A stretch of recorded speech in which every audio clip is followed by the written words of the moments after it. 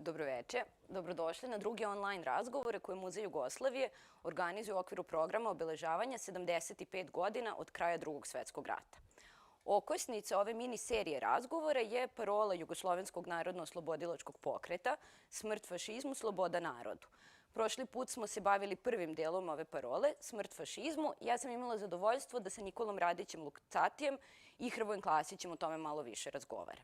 Danas prelazimo na slobodu narodu, pričat ćemo o tome šta to uopšte danas znači, kako mi danas mislimo slobodu i pričat ćemo o slobodi takođe kroz prizmu dva oslobodilačka pokreta, jugoslovenskog iz vremena Drugog svetskog rata i kurskog oslobodilačkog pokreta. Ovo su inače dva revolucionarno oslobodilačka pokreta, to isto treba podvući. Sa mnom je večeras iz Zagreba Sanja Horvatinčić sa Instituta za povijest umetnosti. Sanja, inače ja to nekako svaki put volim da istaknem i da kažem zaista bez neke trunke preterivanja ili preuveličavanja. Sanja je nekako glavna i odgovorna za spomeničko nasleđe NOB-a. Sanja takođe rukovodi projektom Baština odozdo, Drežnica, tragovi i sjećanja, 41. do 45. I ona je ovde okupila jedan tim zaista sjajnih ljudi iz različitih disciplina, od arheologije, istorije umetnosti, antropologije. I oni svi zajedno na jedan onako multidisciplinaran način izučavaju s jedne strane oblike otpora, solidarnosti, borbe same na prostoru Drežnice i Drežničkog kraja u periodu Drugog svetskog rata. Onda zatim izučavaju dalje na koji način je ovo memorijalizovano, što kroz spomeničku plastiku, što kroz komemorativne prakse i na posledku bave se samim odnosom lokalne zajednice prema ovome i sećanjem lokalne zajednice. Sanja je prošle godine bila i fizički prisutna ovde u muzeju i govorila je o Drežnici u nešto drugačijem kontekstu migrantskih ruta na jednom sjajnom seminaru Slobodne teritorije, juče, danas, sutra, koji je organizovala Ivana Momčilović. Sanja, ja sam nakon ovog razgovora, nakon ovog njenog izlaganja, bila onako negde dodatno inspirisana da se, kako kažem, to me onako potaklo. Imala sam zaista jednu veliku želju da i se ove godine priključim na jednom od terenskih istraživanja u Drežnici. Zatim, nažalost, nisu postojali uslovi za ovo, tako da se ja večeras utoliko više radujem što ćemo nastaviti priču o Drežnici, ako ništa drugo. Pored Sanje, u razgovoru učestvuje Andrej Grubačić sa Kalifornijskog instituta za integralne studije. Andrej je, za razliku od Sanje, prvi put kod nas u muzeju, u ovoj, da kažem, u ovom online formatu do duše, ali eto, ja se nadam da će možda u nekom sledećem sazivu biti prilike i da se vidimo onako stvarno uživo, a ne ovako live stream uživo. Andrejevo polje delovanja je vrlo široko, od istorije, antropologije, sociologije, zatim različite teorijske pristupe, od anarhizma, svetskih sistema, vrlo je značajan i aktivizam i u svakom slučaju Andrej je ovo ovako vrlo široku i šarenoliku lepezu uobličio jedan sjajan akademski program pod nazivom Odeljenje za antropologiju i društvene promene. I mi ovde iz samog naziva ovog programa zapravo vidimo spoj te dve ključne komponente i dva ključna aspekta njegovog delovanja i pristupa, a to su aktivistički i akademski.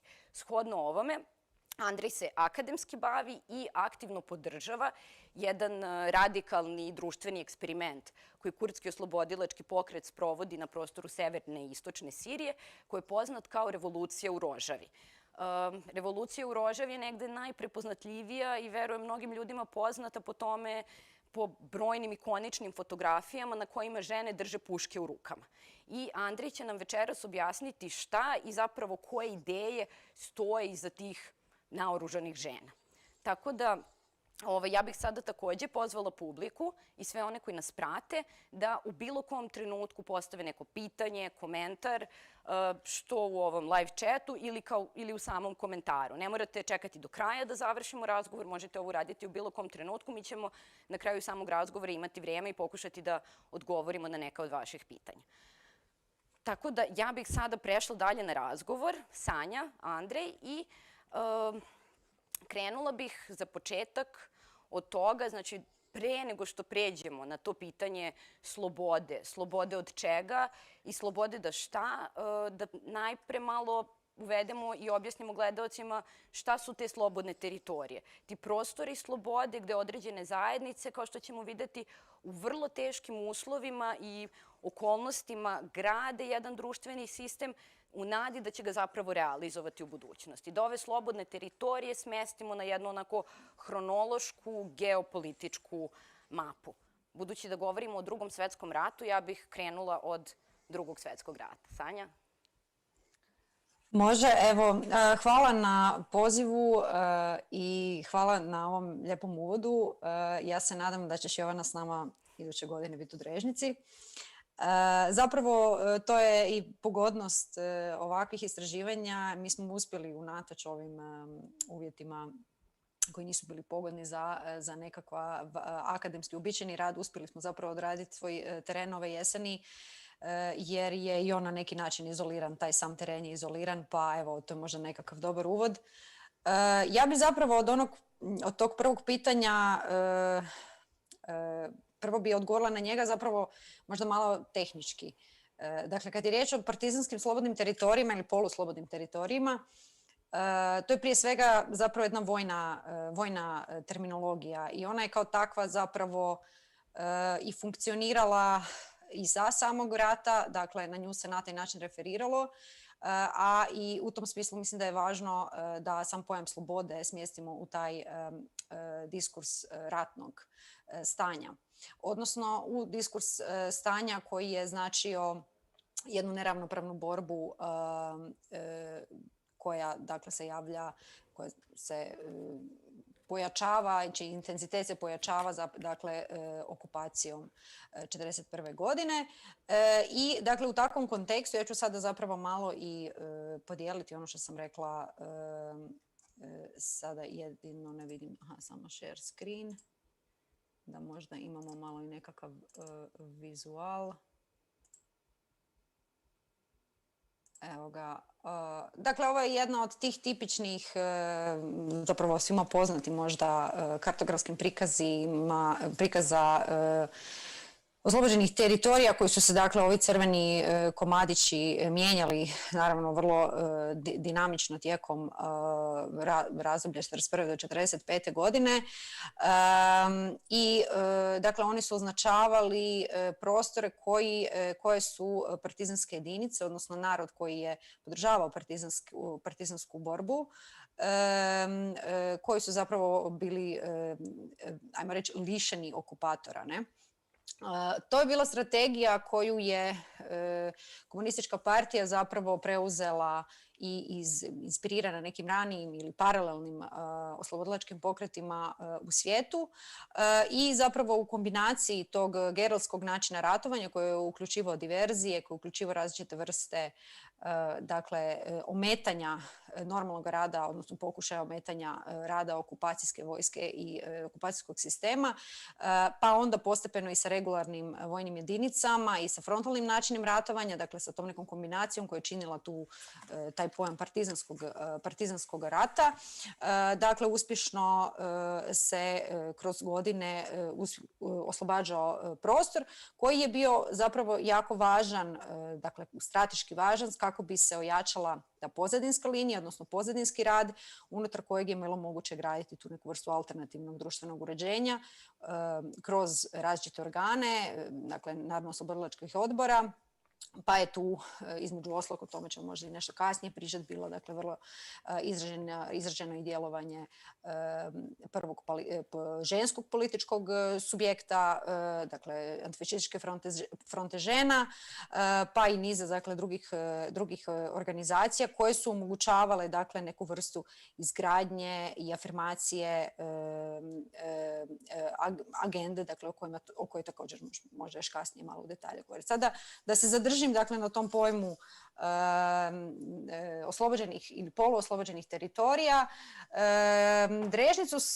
O Drežnici ću govoriti uglavnom, zato što se njome bavimo kroz ovaj projekt koji je Jovana već malo uvela, ali i zato što se njome bavimo upravo zbog toga što je on na neki način emblematski i zato što pokazuje na jednom malom teritoriju, na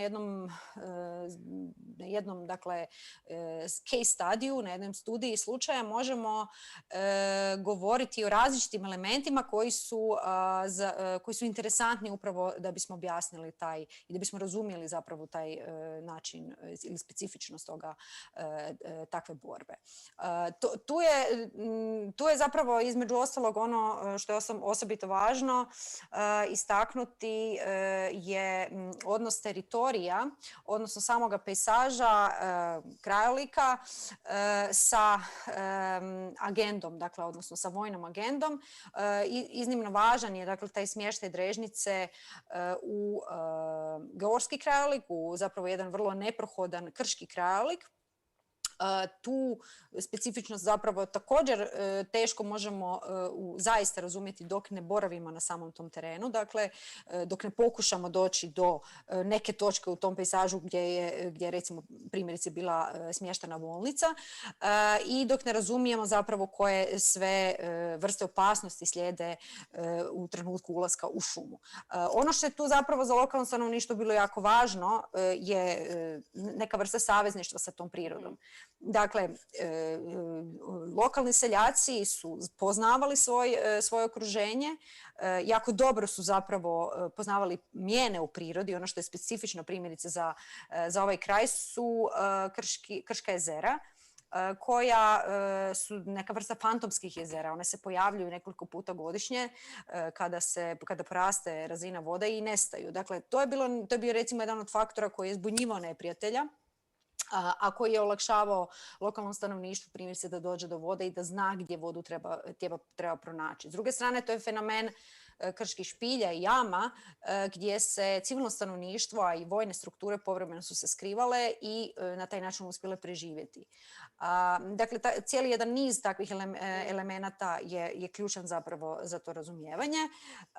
Ono što je također važno, možemo to sad vidjeti zapravo na ovako jedno, ja sam tu ovako jedan niz karti pripremila, mapa, jer one jesu važne. Ovo je jedna koja nije toliko precizna geografski, ali je rukom crtana, dakle, strane jednog bivšeg, dakle, partizana, gdje je prikazana lokacija tih partizanskih logora. Oni su bili ključni u samim početcima pružanja otpora. Taj otpor se pruža već u ljeto 1941. godine kao odgovor na represiju, na izraženu represiju nad lokalnim stanovništvom srpskim od strane Nezavisne države Hrvatske i, dakle, talijanskih kolaboracionista.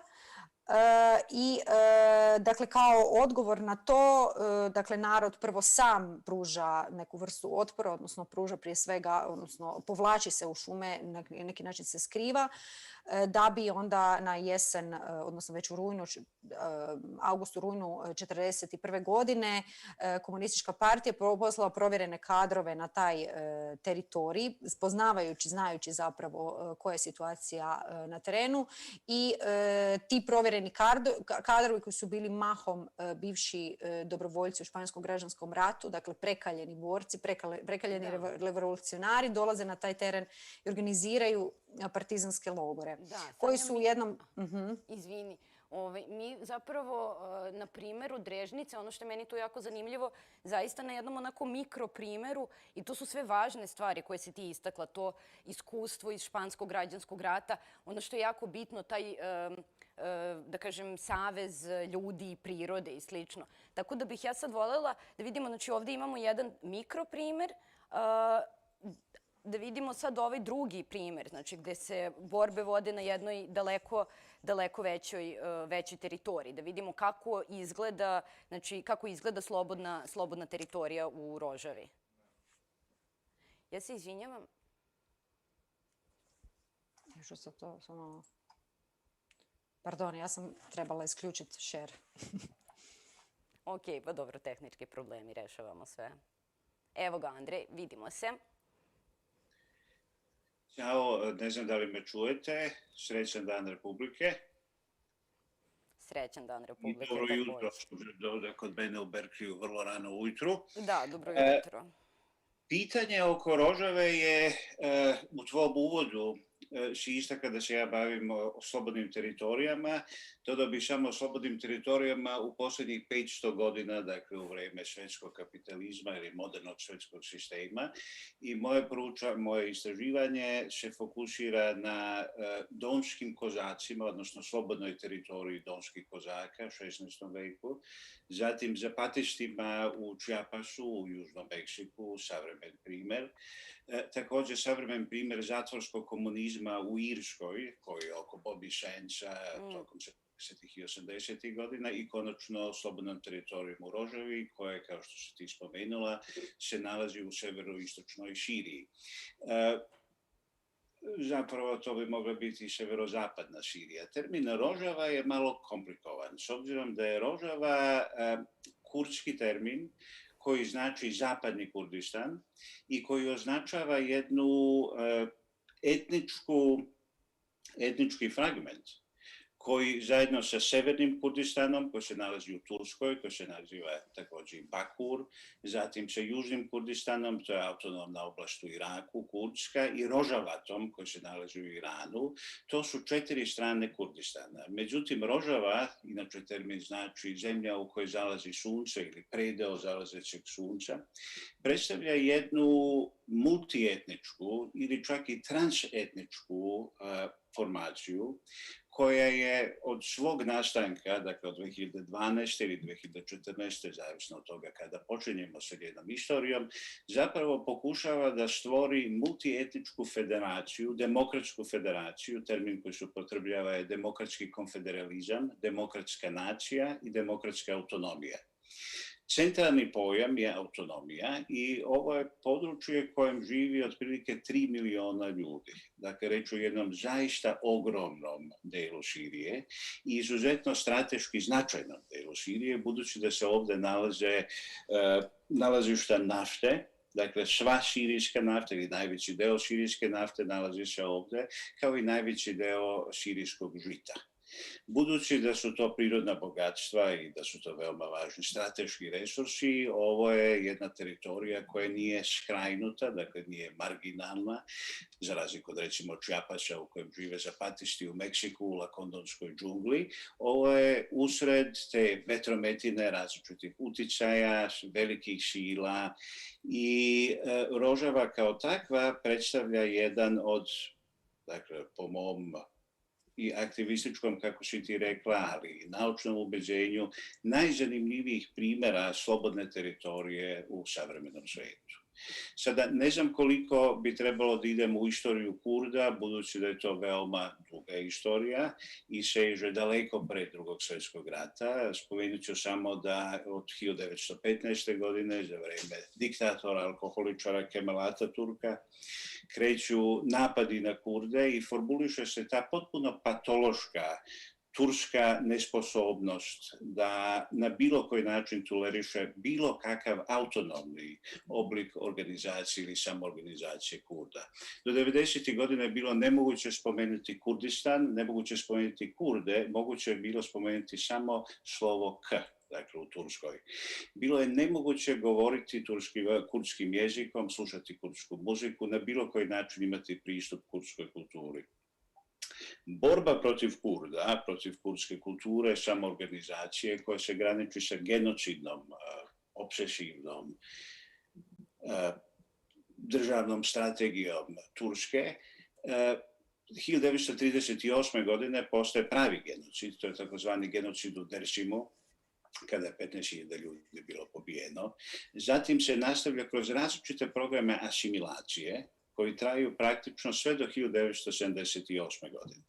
1968. godine poslije kao rezultat studentskog pokreta kreće kurdsko samoorganizovanje na levičarskim, odnosno revolucionarnim principima i 1988. godine u jednom malom selu u Turskoj formira se grupa koja se naziva PKK.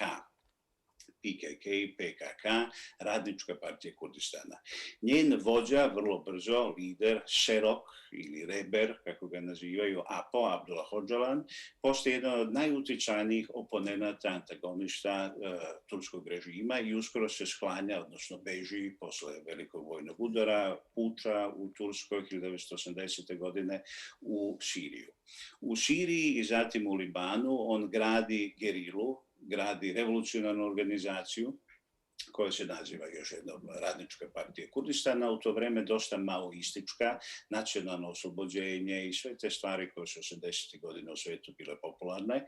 Sarađuje svakako sa Carlosom i sa različitim ljudima koji su u to vreme također nalazili u Siriji jednu vrstu utočišta. Sirija pomaže gerilcima iz PKK u tom trenutku, budući da vodi svoj geostrateški rat protiv Turske, u pitanju su resursi vode i pokušaj da se nekako spreči konsolidacija turskog utjecaja u toj regiji i PKK uskoro uspeva da napravi jednu vrstu, pa kao što je ovo što je Sanja govorila, jednog šumskog utočišta samo na planini, dosta daleko, u iračkom Kurdistanu i odatle napada turske odrede. Prvi napad i početak borbe je 1984. godine. Ja sam intervjuisao brojne kurdske seljake koji govore o tome kako su gerilci imali 10 metara i nosili su oružje koje je imalo 2 metra. I to je bio jedan od prvih trenutaka, ta mitologizacija je vrlo interesantna, jedan od prvih trenutaka u kojem je kurdski narod sa oružjem uspeo da se suprotstavi Turskoj. U isto vrijeme Kurdi su se borili protiv zanemarivanja, također na granici sa genocidnim u Siriji, gdje u Siriji također nije bilo moguće zasaditi drvo ili podići kuću ukoliko si Kurd, nije bilo pristupa bilo kakvog univerzitetima i tako dalje. Tako da su Kurdi u tom smislu i taj oslobodilački pokret koji je pokrenut tim ciklusom borbi 1978. 1984. godine konačno dobili jednu vrstu revolucionarne organizacije. Ono što je najzanimljivije da ta revolucionarna organizacija uspava da se obnovi. Dakle, ona je prošla kroz nekoliko ciklusa samoinvencije i reinvencije. Da, ti si ovdje sad svim ovim što si rekao zaista negdje dao dobar šlagvort za upravo moje sledeće pitanje. Ta organizacija i kako izgleda, znači na koji način su organizovane ove slobodne teritorije, to jest kako izgleda i funkcioniše život na njima i na koji način se zapravo na njima primenjuje ta sloboda za koju se bore. Tako da, ajde evo da nastavimo sa Rožavom pa ćemo da se vratimo na jugoslovensku teritoriju. Rožava je interesantna zato što u Rožavi, dakle u sirijskom delu Kurdistana, kada je počeo rat 2010. godine, 2012. godine, zapravo sirijska Asadova vojska odlazi. I Rožava je imala jedno ovako, to s jedne strane blagoslov, buržuazija nestaje. Sirijski vladari, Asadovi ljudi nestaju, oni odlaze, ostavljajući za sobom imanja, ostavljajući za sobom napuštene kancelarije, ostavljajući čitavu infrastrukturu. Međutim, Rožava je bila organizovana pre 2012. godine. Rožava počinje da se organizuje 2003. godine kada se osniva partija koja se zove PYD, dakle to bi bilo Demokratska zajednica, Partije demokratske zajednice i koja počinje da osniva takozvane savete. To je veće saveta ili demokratija saveta, malih skupština, direktno demokratskih oblika odlučivanja koje su odjedanput počeli da zamenjuju državu. Država nestaje, a saveti polako preuzimaju, kako država nestaje u toj kadenciji, preuzimaju njihovu, odnosno ulogu države.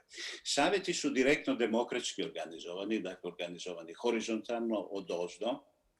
I 2007. godine, ja mislim da možemo reći sa sigurnošću da je čitava Sirija tada već, čitava Rožava tada već organizovana po principu saveta, 95%. Taj proces se završava 2011. godine. 2011. godine Rožava, država u smislu, tradicionalnom smislu države, prisustva Asadovih vojnika i tako dalje, nestaje.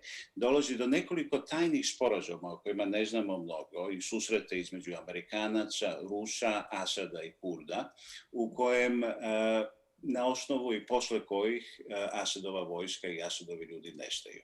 Dakle, Kurdi, koji nisu u tom trenutku samo Kurdi, to je tada već postaje viša etnička revolucija, zauzimaju taj prostor i svoj sistem saveta 2011. zatim 2012. i konačno 2014. godine, kada se stvara takozvani društveni ugovor Rožave, zamenjuju demokratskim, konfederalnim, direktno demokratskim sistemom koji obuhvata 3 miliona ljudi i 3 kantona. Džizre, u tom trenutku Afrin i Kobani. Nalazi se između, baš kao i Jugoslavija, odnosno jugoslovenski partizani u Drugom svjetskom ratu, između vrlo neprijatnih neprijatelja. S jedne strane nalazi se ISIS, koji oni zovu Daesh, s druge strane nalaze se Amerikanci i Rusi, tu su naravno uvek i Turci i tu je Asad. Dakle, čitava ta slobodna teritorija koja je prošarana direktno demokratskim oblicima organizacije, komunalnom ekonomijom i ono što je najzanimljivije jednim potpuno drugačijim odnosom prema prirodi. Ili, što je možda još zanimljivije, čitava revolucija na Bliskom istoku. Ti se sećaš, Jovana, kad smo bili studenti na Univerzitetu u Beogradu, istorija, mi nismo baš govorili taj orijentalistički pristup koji je postojao prema Bliskom istoku, taj orijentalistički odnos je podrazumevao ideju da je to zaostala zemlja, zaostala regija koja vlada patrijarhat. To donekle jeste tačno, naravno, u smislu patrijarhata i utjecaja patrijarhata. I zbog toga jeste fascinantno da 2015. godine mi konačno imamo feminističku revoluciju koja se zasniva na ideji da je kapitalizam veliko zlo koje treba zbaciti, da kapitalizam počiva na ideji države, ali da sama ideja države počiva na patrijarhatu. Dakle, to je feministička revolucija i feministička organizacija društva kojom oslobođenje društva počinje sa oslobođenjem žena. Slogan revolucije postaje Džin Džian Azadi, žena, život, sloboda. I to je ono što privlači pažnju i kao što se spomenula dovodi naoružane jedinice, ženske jedinice koje se inače nazivaju YPJ na stranice svetskih magazina. I ono što je najzanimljivije još jednom je dakle da je to revolucija i društvo koje se zasniva na ideje oslobođenja žena, oslobođenja prirode i oslobođenja politike od države. Da, i upravo je to, izvinjavam se, upravo je to neko oslobođenje žena, onako po meni, ta neka najočiglednija spojnica je ta borba za oslobođenje, za emancipaciju žena, najočiglednija spojnica između ova dva pokreta. Sanja, kako se ove stvari odvijale u Drežnici? Kako je tamo funkcionisao život? Znači i žene i uopšte. Ok, sad ćemo se morati malo vratiti u nekakav drugi kontekst, iako koliko možemo uspostaviti neke paralele. Nisam sigurna koliko su one do kraja,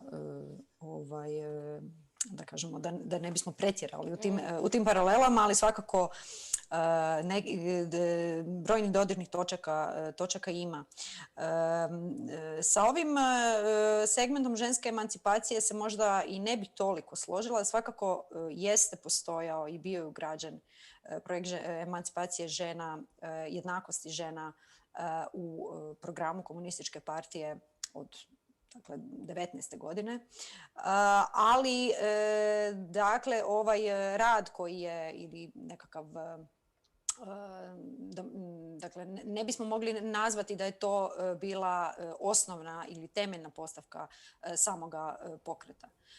Ja bih rekla da je učešće žena, kada evo gledamo na primjeru, ovom mikroprimjeru Drežnice, da je učešće žena s jedne strane bio zapravo samo manifestacija, odnosno davanje političkih mehanizama ženama za posao i za odgovornosti koje su one i ranije naravno imale. Sada je taj tip upravljanja društvom, upravljanja zajednicom mogao dobiti svojevrsnu demokratsku platformu. Dakle, dobio je svojevrsnu demokratsku platformu kroz formiranje narodno-oslobodilačkih odbora u kojima su žene mogle ravnopravno participirati, a onda osobito kroz formiranje antifašističkih odbora, antifašističkih mjesnih, kotarskih i tako dalje, odbora antifašističkih fronta žena. Ovako, sada možda bi se vratila malo i korak unazad da objasnimo pod pitanjem kako život, šta je zapravo, kako ta organizacija života na oslobođenom teritoriju u ono doba zapravo funkcionira i kako dolazi do tog oslobađanja samog. Ono što je tu ključno istaknuti je dakle važan ideološki faktor, odnosno činjenica da to nezadovoljstvo, strah i dakle neku vrstu kaotične situacije koja se događala u onom opisanom scenariju 1941. godine na neki način regulira zaista komunistička partija. U Drežnici samoj postojala jedna ćelija, da kako tajna, koja se skrivala iza sindikata drvodjelskih radnika i koja je, što je osobito važno možda naglasiti, dobila poticaj ili glavni zamašnjak dolaskom, odnosno povratkom Marka Trbovića iz Sovjetskog saveza. Marko Trbović je jedna zanimljiva ličnost rodom iz Drežnice koji je zapravo još prije Prvog svjetskog rata emigrirao u Ameriku prvo, tamo postao komunista. 20. godina zbog svoje političke djelatnosti morao emigrirati u SSSR i 30. godina postao član komunističke partije, 37. godine vraća se u Drežnicu. I on tamo zapravo ideološki utječe na svoju okolinu i dakle tu je postojala već jedna, da kažemo, iznutra osnova na koju vrsta i klasne svijesti koja je razvijena tih godina i koja je onda bila osnova da se zapravo taj projekt emancipacije nastavi i kroz, dakle, da se iskoristi, možemo to tako reći, prilika tog ratnih zbivanja. Ono što je zanimljivo možda spomenuti je taj oktobar, kojeg ja zovem Mali oktobar 1941. godine u Drežnici, mala oktobarska revolucija. Dakle, u oktobru 10 dana se uspijeva Drežnica osloboditi. I taj, opet, da kažemo, mikromoment je značajan. Ja ću ga sad malo i prepričati. Dakle, riječ je o revolucionarnom trenutku kada se uklanjaju svi elementi, dakle, neprijateljski iz sela, naravno na nasilni način. I ono što je bio jedan od prvih poteza nove revolucionarnog, novog demokratski odabranog Narodno-oslobodilačkog odbora, koji to vrijeme još nema ni taj naziv, nego se naziva i Sovjetom, dakle ima različite nazive. Ono što oni prvo rade je da spaljuju zemljišne knjige, da spaljuju dugove koji su seljaci do tada imali. Potom, dakle, rade neku vrstu manifestacije te slobode, uprizorenja te slobode u samom, dakle, to sad sve temeljimo na memoarskim zapisima i nekim izvještajima iz tog vremena, i to prodefiliraju kroz selo pod crvenom zastavom. Ta crvena zastava će im se kasnije u partijskim strukturama zamjeriti, zato što u tom trenutku već postoji određena vrsta politike da se ovakva zastava kao iza Andrejeve glave da se zapravo mora isticati. Ali dakle tu kroz taj primjer vidimo zapravo i taj kontinuitet sa idejama Oktobarske revolucije i sa nekim drugim, dakle, idejama. Ono što bi još, evo sad već govorimo o tim idejama koji su, i mislim da je to važno osvijestiti, koji su zapravo bile važne za taj ustanak tamo, a i onda samu ideju partizanskog teritorija, oslobođenog teritorija, je činjenica da sam, evo, to je ono značaj fusnota u istraživanju. Dakle, Ivo Vejvoda, koji je bio jedan od tih španskih boraca koji je došao organizirati narod u Drežnicu, u kasnijim svojim pismima povjesničaru Mihajlu Sobolevskom prepričava kako on zapravo za sam pojam partizanskih odnosno slobodnog teritorija kao strategije saznao u zarobljeničkom kampu u Francuskoj nakon što se vraćao iz Španjolskog građanskog rata i to od Kineza. Dakle, pričajući sa Kinezima i na neki način. Dakle, na taj način možemo onda možda bolje razumjeti i neke elemente koji su, evo, recimo, prisutni u tom trenutku u samoj Drežnici, a to ću sad, evo, još kao jednu crticu možda pokušavam napraviti Ne, sad sam nešto krivo napravila. Pa nešto, ja bih ovdje sad... Da, može. Znam, ja podjednako dijelim tvoju strast prema mapama i slikama. Ovo nije bila mapa, ovo je trebalo biti nešto, evo sad kad sam već spomenula.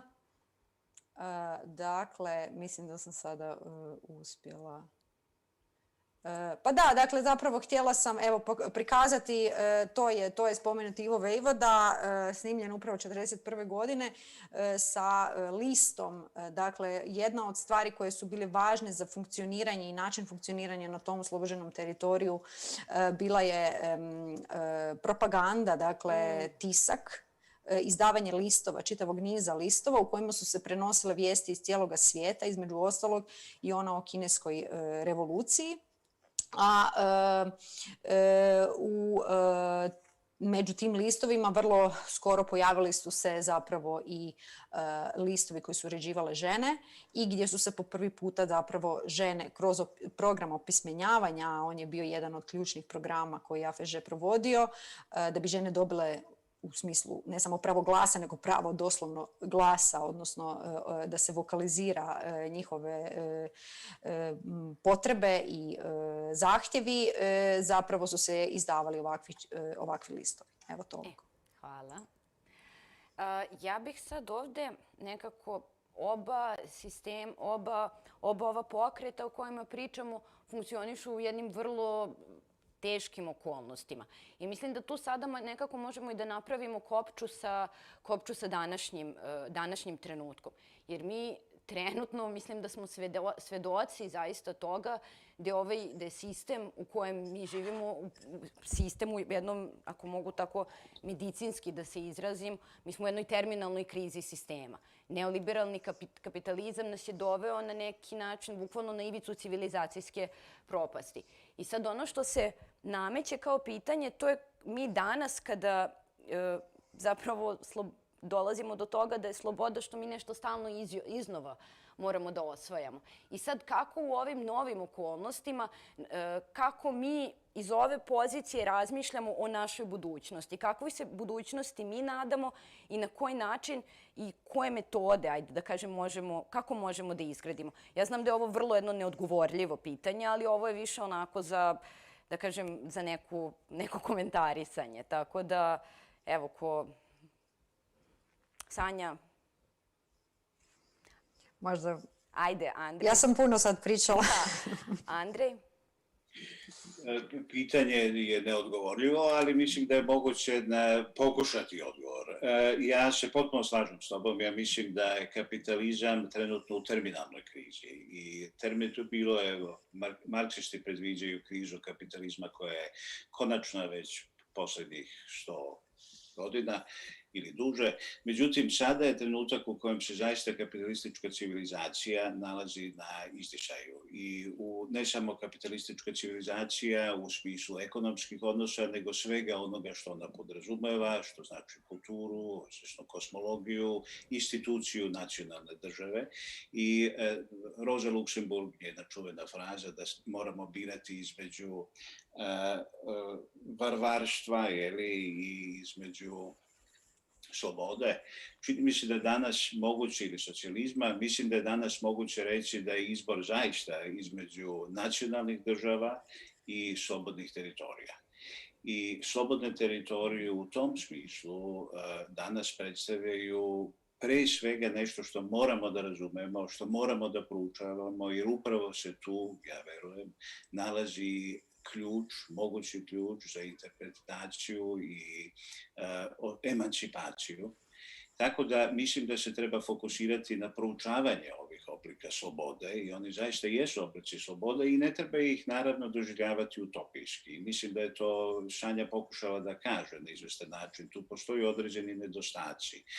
To nisu perfektna iskustva. To su iskustva koje su u velikom delu nedorađena. Tu postoje puno nesavršenosti, puno protivrečnosti i mislim da je to ono što je najzanimljivije. Tako da ja bih to postavio na jedan vrlo jednostavan način. Kapitalizam se završava. Ja pratim tu Emanuela Wallersteina koji to govori već dosta dugo. Naime, da je kapitalistička civilizacija u krizi u kojoj neće biti kapitalizma. Sljedećih verovatno 50 godina ćemo živjeti u jednom drugačijem sistemu koje neće biti izgrađena ideji beskonačne kapitalističke akumulacije. Živjet ćemo u jednom drugom sistemu. Da li će taj sistem biti bolji ili će taj sistem biti gori, zavisi od nas. I zavisi od onoga što mi radimo sada. Drugim rečima, ako kapitalizam nestane, a to je čuveni Frederick Jameson, njegova čuvena ideja da je danas teže zamisliti kraj kapitalizma nego kraj sveta, kapitalizam, verujem, neće preživjeti, kapitalizam će biti transformisan u nešto novo, jedan drugačiji oblik društvenog organizovanja, međutim, taj oblik neće nužno biti bolji i pravedniji. Na nama je da to novo koje dolazi zaista pretvorimo u nešto novije i pravednije. I zbog toga su ovi izuzetno važno vratiti se u Jugoslaviju za vreme Drugog svjetskog rata i proučavati sve ono što smo mogli da uradimo, što su naše dede i babe mogli da urade bolje, shvatiti tu nesavršenost, shvatiti koje su bili problemi Jugoslavije, vidjeti u tom nekom komparativnom osvrtu šta rade zapatisti, šta rade Kurdi, šta rade različiti, dakle, slobodne teritorije, shvatiti tu dinamiku. I mi ovdje u Oaklandu ili Berkeleyu, gdje sam ja, imamo također trenutno slobodne teritorije. Occupy Wall Street je bio jedna vrsta proliferacije slobodnih teritorija u Americi 2011. godine. Dakle, sve su to slobodne teritorije koje po meni predstavljaju alternativu svemu ovome što kapitalizam, nažalost, podrazumeva. Da, ja bih tu možda, mislim, ono što je meni, naročito kada gledam za Drežnicu, Sanja, to je ono što je postojalo danas, što je Drežnica i, je li ona kategorisana i kao park prirode? To je jako bitan po meni taj neki, to je jedan, ja bih rekla, element koji vi imate inkorporiran u vaš projekat, taj ekološki i ta zaštita prirode u Drežnici. Mislim da je to isto jedan jako važan aspekt o kojem treba razmišljati kada govorimo ovako nečemu, o tome šta i kako sutra i kako osvajati slobodu sutra. Da, pa na određen način postavilo se je čak i neplanirano da kroz samu izvedbu ili provedbu projekta, dakle samim terenskim radom, jedan zapravo osnovni element našeg projekta, ovoga pristupa koji je i na neki određen način epistemološki kritički ili samokritični prema uobičajenim i uvriježenim praksama discipline iz kojeg dolazimo ili sustava znanosti, je taj rad sa zajednicom. Dakle, mi se kritički odnosimo prema pojmu baštine, tako da pokušavamo zapravo dekonstruirati sam taj pojam, ispitivajući njegov značaj i njegovu zapravo održivost za samu zajednicu.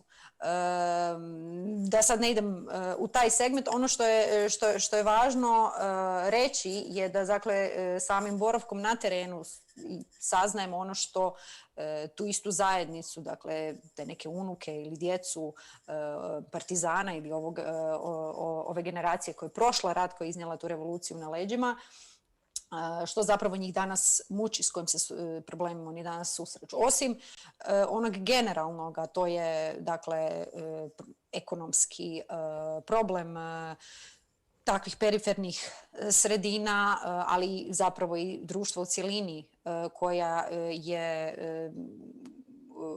rezultat restauracije kapitalizma 90. godina, nacionalizama na ovim prostorima i privatizacije, dakle, praktički svih segmenata ili većine segmenata privrednih resursa, dakle je taj depopulacija lokalnog stanovništva i tako dalje, a ono što posljedično zapravo u ovom trenutku sada pratimo i što vidimo da je problem, što je opet pak problem jednog većeg i globalnog dakle sustava je s jedne strane ekološki problem, s druge strane problem izbjeglica koji je dakle kao posljedica intervencionizama na Bliskom istoku, ali i dakle i globalne krize iz Afrike i drugih zemalja dolaze dakle ovim već poznatim migratskim rutama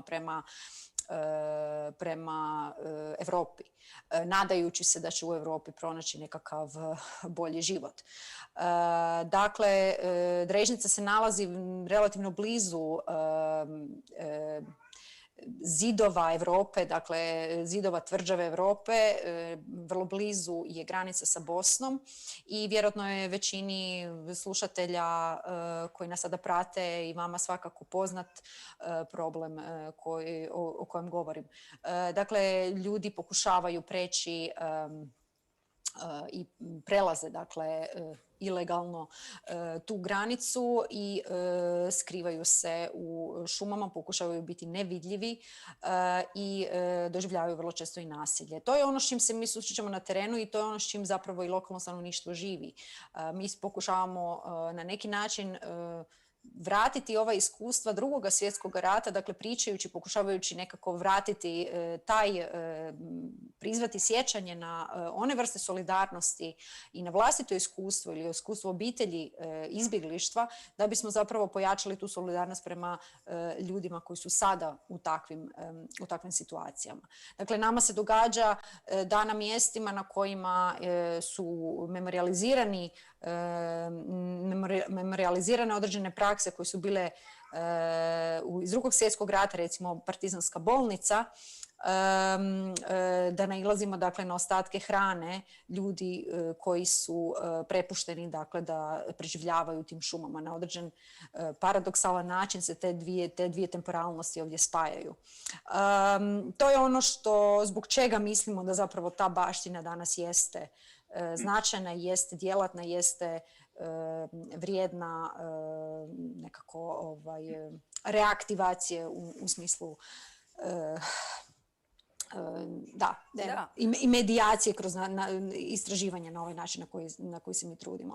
Ovo je samo, da još kažem, dakle, taj ekološki dio kojeg si ti spomenula sada je primarno vezan zapravo uz neke zahvate kojima se pokušava eksploatirati priroda, dakle, gdje se prvo pokušava kroz hidroelektrane, izgradnju hidroelektrana narušiti prirodna dinamika onih spomenutih krških jezera, što će posljedično imati zapravo za rezultat i ne možemo točno znati, predvidjeti, ali svakako devastaciju brojnih biljnih i životinjskih vrsta, a i dakle toga suživota lokalnog stanovništva sa prirodom. Da, ja zato uvek volim da kažem da je tvoj projekat, pored toga što se bavi emancipatorskim poduhvatom i na neki način kroz i vašu metodologiju i pristupe sam jedan vrlo emancipatorski pristup temi kulturnog nasleđa. Meni se nekako sad čini da smo mi ovde jako otvorili razna neka pitanja i sad, meni je ono što mi je užasno žao kada govorimo i kada se nalazimo u ovom online kontekstu je to što nemamo mogućnost da uradimo nešto što bismo radili i da smo uživo. To je da nakon ovog razgovora za publiku, tog formalnog programa izlaganja, se razgovor među samim učesnicima nastavi onako u jednoj neformalnijoj atmosferi. To nekad bude u kafani, ne mora nužno da bude. Mislim, ovde kafane sada i ne rade, tako da to ne bi bilo moguće. Tako da bih ja sada na neki način malo pokušala da uvedem tu živost i da malo probam da rekreiram, ajde neku slobodu ovde da probamo da napravimo i da sad ovu štafetu moderatora zapravo prepustim mojim sagovornicima i da oni sami razmene među sobom neka pitanja ili komentare i onda posle ovoga prelazimo na, evo sad, ukoliko se neko sprema da napiše, posle ovoga prelazimo na komentare i pitanja publike. Htio sam da pokažem Sonji ne znam da li vidiš ovaj deo, jedan deo, jedna pločica Da se nadovežem na ovo o čemu si pričala malo pre o izbjeglicama koje dolaze. Ovo je pločica koju sam uzeo iz obdaništa, odnosno pored obdaništa koji zove Alan Kurt u gradu Kobani. Ne znam da li se sjećaš one grozne slike malog dečaka koji je isplivao na plaži, čini mi se u Grčkoj. Njegov ime je bilo Alan Kurt. I on je bio iz Kobana koje je srce Rožave. I kada smo bili tamo i kada smo obilazili Kobane, otišli smo u obdanište koje se sada zove Šehid Alan Kurt, koje je nazvano po njemu i u kojem su napravili jednu čitavu fantastičnu eksperiment u direktno demokratskom organizaciji obdaništa. Pošto je za Kurde najvažnija stvar, a ne znam, zanimalo bi me kako je to bilo u Drežnici, obrazovanje je najvažnije. Dakle, suština je obrazovanje, suština je najvažnija tekovina revolucije obrazovanje i ideja je da obrazovanje počinje na nivou obdaništa, dakle, samom početku. I u obdaništu Alan Kurt nalazi se, organizovano je kroz te samoorganizovana veća dece koje zajedno sa većima učitelja, odnosno nastavnika, pedagoga, organizuju i vode čitavo obdanište. Dakle, veće dece se sastaje sa većem nastavnika i oni zajedno odlučuju kako će se i na koji način voditi nastava, kako će se organizovati i ponašati institucije i tako dalje. Tako da ono što je meni jedna od najzanimljivijih stvari u Rožavi, u Siriji, u tom delu Sirije, bilo upravo obrazovanje. Svuda su se nalazile škole. Akademije su politički, tako više, politički profilisani škole za političko obrazovanje, a nalazi se tu također i Rožava univerzitet na kojem ja predajem. I to je potpuno preomišljanje. Ideja univerziteta u Rožavi je da potpuno uništi princip društvenih nauka i da ga zameni principom koji oni zovu sociologija slobode i ženske nauke ili džinologiji, ženskog znanja, i da na tim principima oni preosmisle sistem društvenih nauka i obrazovanja. I to proživa, dakle, taj pristup obrazovanju prožima čitav život u Rožavi, u sva 3 kantona. Tako da me zanima da li je to postojalo, dakle, kako je to izgledalo na tim našim teritorijama za vreme Drugog svjetskog rata? Pa svakako je bila, naravno, naglasak je bio na, možda bi mogli reći prije svega, opismenjavanju. Mislim, jer je riječ o, sad ja moram reći da se tu naravno razlikuju konteksti.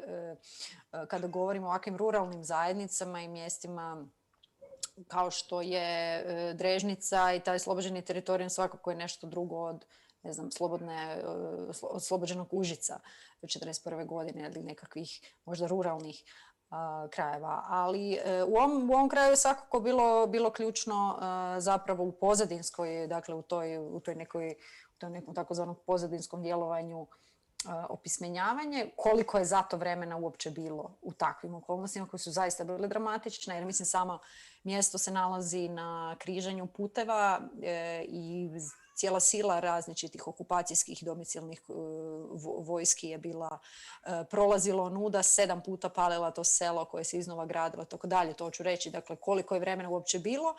Ali kada ga je bilo, mislim da je uglavnom iz ovih zapisa i dokumenata koje možemo dobiti velik naglasak bio upravo na opismenjavanju. To znamo recimo iz memoara, oni su sačuvani od žene koja je bila politička komesarka bolnice. Bolnice je zapravo jedno centralno mjesto koje je bilo, evo recimo to isto moje pitanje sad za Rožavu, kako je tamo taj sanitetski segment organiziran jer je ovdje bio ključan. I to je također bilo mjesto kojem su žene upravljale, dakle gdje je zaista taj organizacija žena, dakle na svim razinama, od samih upraviteljskih pa do dakle sanitetskog osoblja koje je isto tako trebalo biti priučeno trebalo naučiti prvo da postanu medicinskim sestrama, koliko je to isto također bilo moguće u tim uvjetima. I dakle suradnja naravno bez koje ne bi bilo izlječenja, to je suradnja sa lokalnim stanovništvom, isto također uglavnom ženama koje su donosile hranu i koje su opskrbljivale po točno preciznim, dakle, rasporedima koji su bili na tjednoj bazi definirani, kada koja nosi mlijeko, kada koja nosi žito i tako dalje, u bolnicu koja je bila smještena u planini. I recimo između ostalog u tim memoarima Jela Jančić-Stars, te političke komesarke koja je brinula o bolnici, organizirala život u njemu, znamo da je jedna od prvih stvari koje je ona učinila tamo organizirala biblioteku. Kako su do knjiga dolazili, to je već još jedna priča za sebe, dakle, kurirskim putevima, tajnim i tako dalje, ali bilo je važno doći do literature, bilo je važno imati kulturnu produkciju koja je osobito specifična, dobro to možda znamo i puno šire, dakle od Režnice, dakle partizanska kazališta, i ono što je tu osobito interesantno je opet to obrtanje paradigme, odnosno zapravo taj neki avangardni karakter takvog tipa kulture, jel? U kojima se, dakle, kazališni komadi moraju izmisliti iznova, odnosno oni moraju biti glas naroda, jel? Više ne postoji ona vrsta buržujskog naučenog obrasca kulturne proizvodnje, već se kultura gradi odozdo. Evo, recimo, taj segment bi me možda zanimao kako tamo funkcionira, ta kulturna produkcija. Znaš šta, tu ima puno paralela. Kurdi su to formalizovali kroz sistem koji oni zovu Hefsorong. Tako da što znači da svaka institucija mora imati jednog muškarca i jednog ženu, dakle co-presidency, dakle jedan muškarac i jedna žena koji rukovode čitavom institucijom ili projektom. I to je uvek 50-50, dakle tu nema kompromisa i to je jedna od tih suštinskih tekovina revolucije. I kultura je, recimo, postoji filmska komuna Rožave.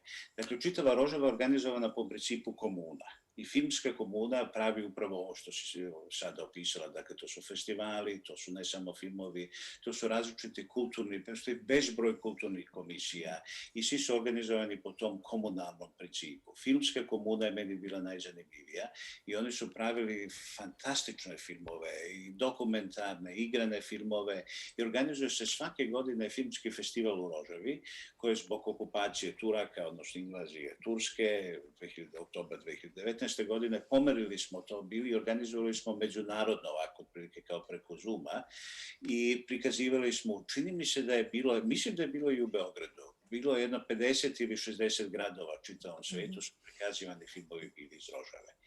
I tako da je ono što je, čini mi se, zajedničko u svim ovom o čemu pričamo, postoje elementi internacionalizma. I postoji cirkulacija određenih iskustava. Spominjala si Kinu, što je apsolutno fascinantan podatak kako je Kina ušla i to kinesko iskustvo, kako se uvuklo u razmišljanje naših revolucionara. Ali recimo stvar koja je meni isto tako interesantna i možda suštinski različita je promjena ideologije. Dakle, Kurdi su napustili marksizam i Kurdi su napustili sve ono što sve što marksizam podrazumeva, uključujući ideju radničke klase i proletera kao osnovnog mašine ili istorije i tako dalje. I oni su zapravo se prebacili ka jednoj vrsti anarhizma ili komunističkog anarhizma. I ono što je tu interesantno, oni su također preosmislili šta znači nacija. I ti ako sada razmišljam o onome što je bio jedan od većih problema Jugoslavije po meni, ideja etničke federacije u kojoj teritorija poistovjećena sa etnijom, sa etničkom grupom koja tu živi i dakle međunarodna federacija koja je decentralizovana, dakle međunacionalna, ali u kojoj svaka nacija ima svoju republiku. I u toj republici nalazi se naravno i nacionalna manjina i tako, narodnost i tako dalje. Kurdi su proučavali istoriju Jugoslavije. I to ono što je fascinantno. I Kurdi, kada sam baš u Kobanu razgovarao sa predsjednicom jednog od kantona, ona mi je rekla, vaš problem je bio to što ste organizovali umjesto demokratske nacije, vi ste organizovali po staljinističkom u suštini modelu internacionalizma, vi ste organizovali te etnički teritorijalno odvojene republike. Naša ideja je da na samoj teritoriji, dakle u svakoj republici, uspostavimo situaciju koja neće biti dominantne etničke grupe. Ja ću Nego sada morati, postoje- izvinite, molim vas, znam, divan je razgovor. Ja bih vas zaista vrlo još slušala, izvinjavam se što vas prekidam, ali imamo i publiku. Imamo ovaj papirić sa pitanjima iz publike i publika bi isto želela da iskoristi priliku da vas pita nešto. Tako da, žao mi je što moram da vas sada prekinem.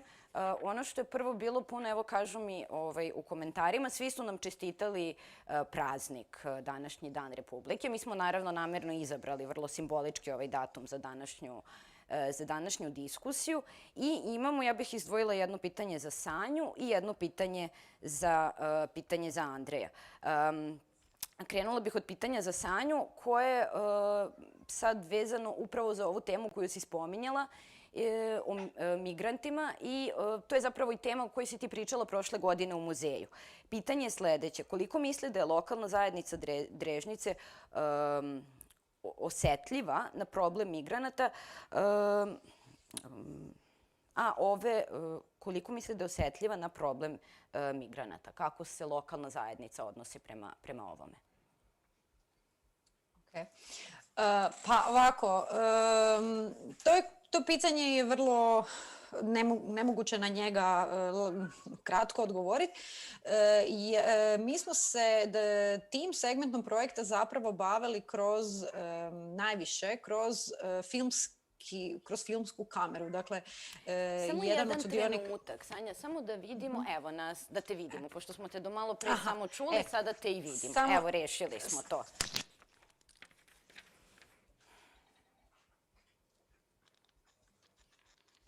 Izgubili smo Sanju.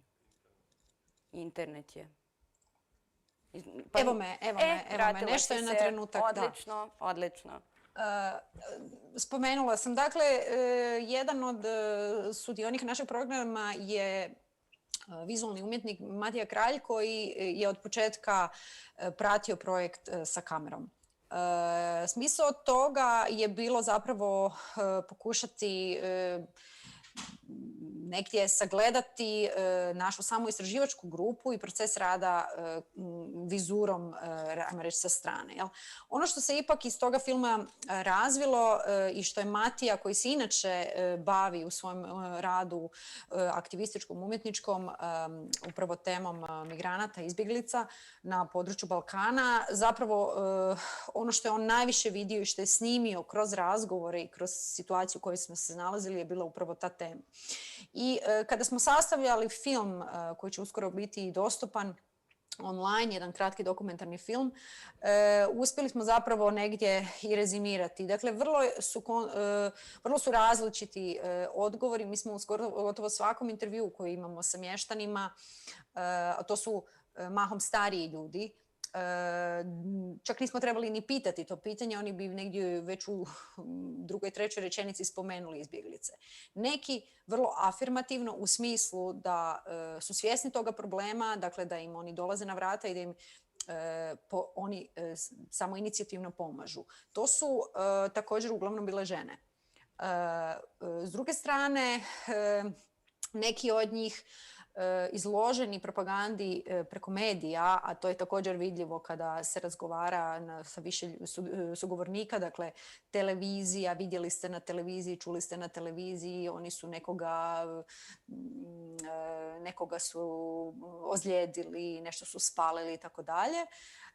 Dakle, na taj način se projiciraju i generiraju se zapravo negativni stereotipi i projiciraju se na ovu situaciju u kojoj se ti ljudi nalaze. Dakle, jako su različiti. Ja bih rekla da tu često se onda prizivaju i neka vrsta ne znam, patrijarhalnog obrasca u kojem, dakle, treba braniti, treba naći nekog tog drugog od koga treba zajednicu braniti, pa su to sada ti neki drugi sa istoka i taj element da su sa istoka također nije nebitan, rekla bi u ovom kontekstu i u ovom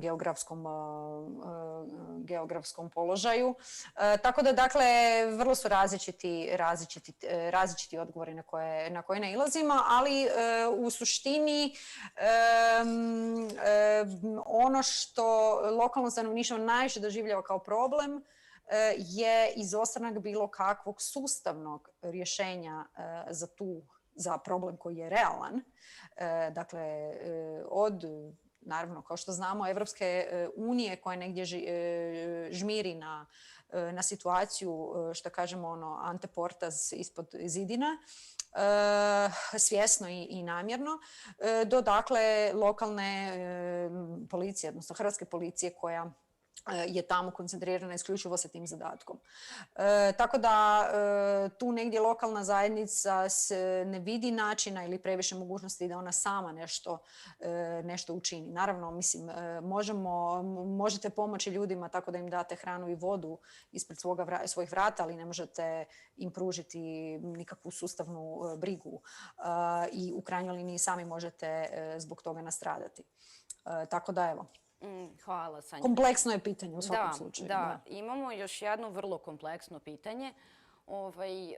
Mislim da je ovo na nivou odgovorljivog. Ovo je za Andreja, pošto je on već krenuo i napravio tu paralelu između Rožave i Jugoslavije i pitanje da li on vidi, mislim da je ovo za tebe pravo pitanje, da li vidi vezu između samoupravljanja i sistema u Rožavi? Apsolutno.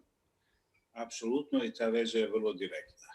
Iako kurdski sistem i kurdski pokret koji traje već 45 godina ima drugačiju trajektoriju, drugačije se razvija, drugačije formativne uticaje, kurdska istorija, zatim je tu anarhizam Murraya Bookchina i nekih drugih uticaja, tu je Abdul Hoxalan i njegova filozofija i tako dalje. Oni su se bavili, možda ne toliko kao ljudi u Venezueli i u nekim drugim mestima, ali su se bavili sistematskim proučavanjem jugoslovenskog modela. Jugoslovenski model, ono što je njima bilo najinteresantnije, bilo samoupravljanje s jedne strane, s druge strane je bila ideja međuetničke zajednice i međuetničke federacije. I oni su na izvestan način pokušali i pokušavaju dalje da otklone ono što oni vide kao promašaje ili nedovoljno ostvarene aspekte i tekovine jugoslovenske revolucije.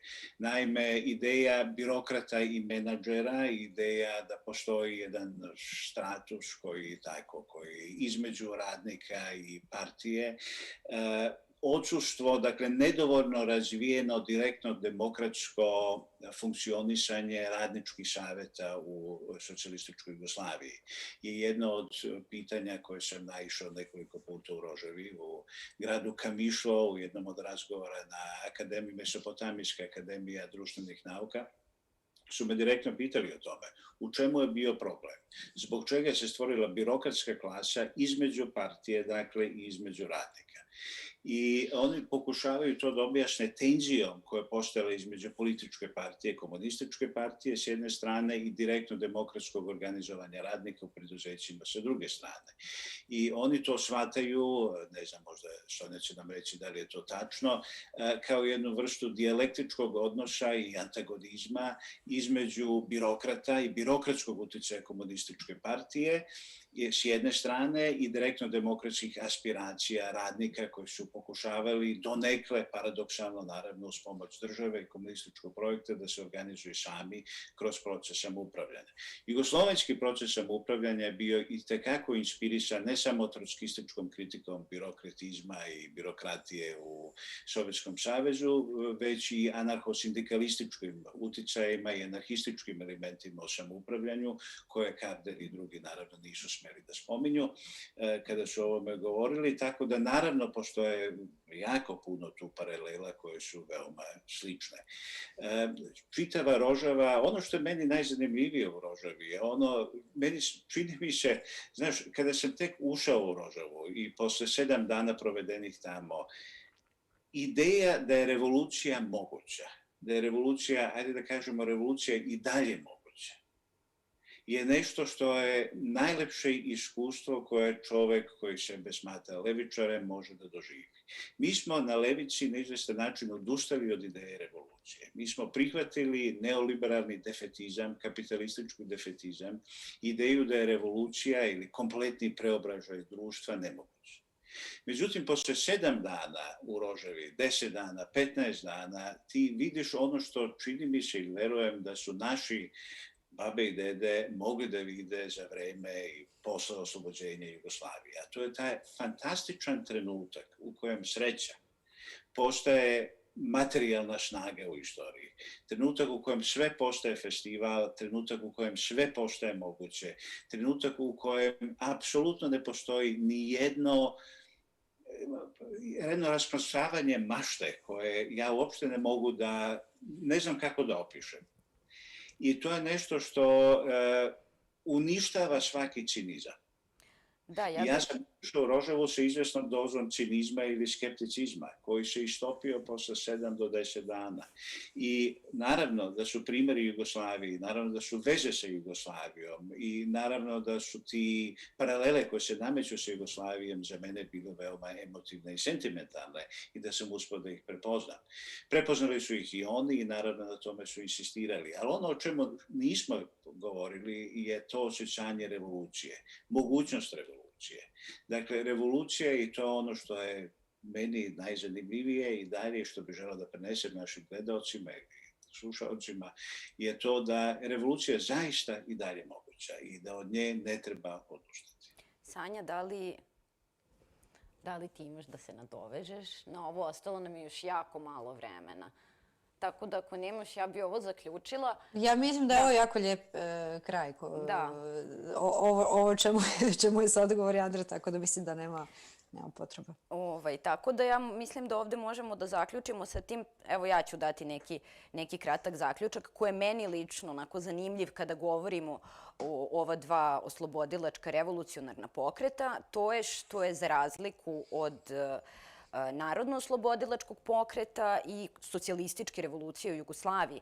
Oni su se nakon Drugog svetskog rata, da kažem, materijalizovali u državu. I to zašto su se Andrej i Sanja, naše bake, deke, borili, to postaje država. Dok, za razliku od toga, revolucija u Rožavi zapravo počiva na ideji političke organizacije koja nije država.